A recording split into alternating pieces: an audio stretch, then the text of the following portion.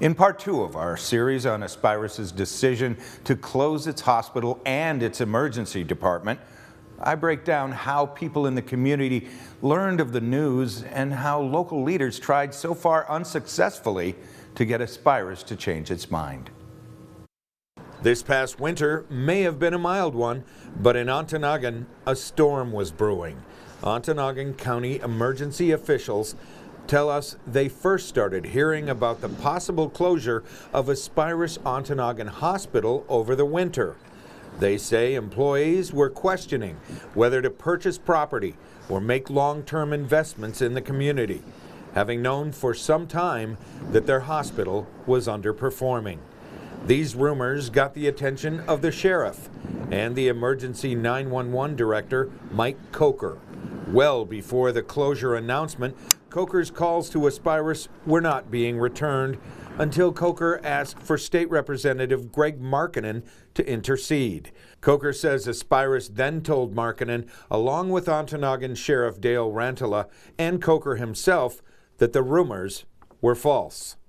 We were told that that was a bad rumor and we ought not spread that. 5-6 days later, after we had one of our elected officials call Wausau Aspirus to ask about that rumor, he was also told that it is false. Ontonagon will not close.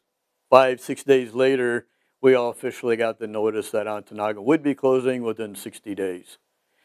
Announcing the permanent closure of Ontonagon's emergency department just days after assuring everyone that it would not close does not sit well with lawmakers and local officials. I caught up to State Senator Ed McBroom on his way to work in Lansing. He says lawmakers were misled. As little as 2 weeks prior to the announcement of the closure, they urged you not to proliferate any rumors, as they called it, that the hospital would close.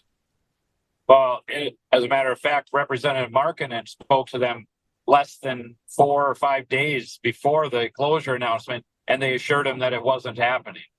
So it's really very frustrating because they clearly were lying at that point. They have not been acting in good faith at this point. The announcement of the closure in part reads, quote, "In addition to the improvements to Aspirus Keweenaw Hospital, Aspirus will transition Aspirus Ontonagon Hospital to a rural health clinic, which will provide services that better match local needs in a community that has changed dramatically in recent years. Effective April 20th, 2024, hospital and emergency services will be replaced by a robust suite of outpatient-only services the community depends on. Currently, Aspirus Ontonagon Hospital serves just one inpatient a day on average. Some days, there are no inpatients." End quote. This press release was the only information released to the public and was taken down from their website soon afterward. No further comment was ever given. Local 3 has reached out to Aspirus dozens of times for their input, with no luck. They have never gotten back to us. According to State Senator McBroom, Aspirus was in a tough spot when it came to their Ontonagon property. As the press release indicated, the hospital was underperforming due to dwindling patient numbers and the high cost of bringing in doctors and nurses to staff the emergency room. I understand some of where Aspirus is coming from a completely practical standpoint. They can't run it for free. And there are many days where the hospital didn't see people, the emergency room didn't see people, and they were spending nearly $2 million a year on flying doctors in so that they were available. So I understand it was a difficult situation, but why did they continue to tell everybody they were going to do a big expansion there? Why couldn't they have done some additional notifications? What about stretching out to this new federal program for rural emergency departments? When we finally did manage to have a conversation about this, and Congressman Bergman was able to get them to the table, all they told us was, well, we're not eligible for that. but they didn't really provide us with a lot of understanding of why they weren't. And certainly Congressman Bergman would have been open to, well, what changes do you need to see in this so that you would be eligible? But there didn't seem to be a genuine interest at that point.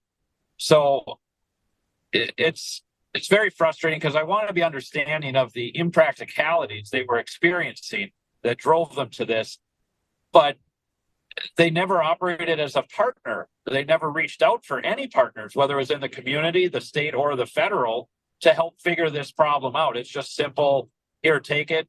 This is what we're doing. And this is what's really frustrating, particularly in light of some of the economic activities that we seem to be on the cusp of with Highland Copper and White Pine. To not have this facility there able to take care of people is a major hindrance towards future economic development in that area, as well as just a hindrance to good overall health care for the people who live there. What's at issue is the abrupt turnaround of Aspirus's commitment to Ontonagon. Just 2 years ago, Aspirus pledged $15.8 million to build a brand new hospital and emergency room in Ontonagon. The pace of the closure, giving only 60 days notice of closing, the lack of communication, and the denials by Aspirus when asked if a closure was imminent. 4 weeks after the announced closure, after repeated attempts by local officials to set up a meeting with Aspirus fell on deaf ears, U.S. Congressman Jack Bergman stepped in and began appearing on the written request for a meeting. Sure enough, Aspirus was then willing to set up a meeting with Sheriff Rantala, Mike Coker, and the president of Aspirus's UP operations. The meeting yielded very few answers. However, when asked about the denials about closing, according to Coker, Aspirus said the decision to close the hospital was made the day before the announcement, on a Sunday. Another question that was answered was, why did they not seek REH status, or Rural Emergency Hospital designation, a federal program designed to assist rural hospitals in keeping their emergency rooms open? Aspirus claimed Ontonagon Hospital did not qualify for this program, but failed to explain why. And so Ontonagon is left without a critical care facility. A lot more questions, no real answers, a frightened community, and an hour's drive to the nearest emergency room. A ribbon of asphalt filled with uncertainty.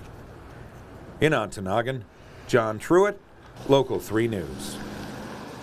Up next, I take a look at life in a town without emergency care.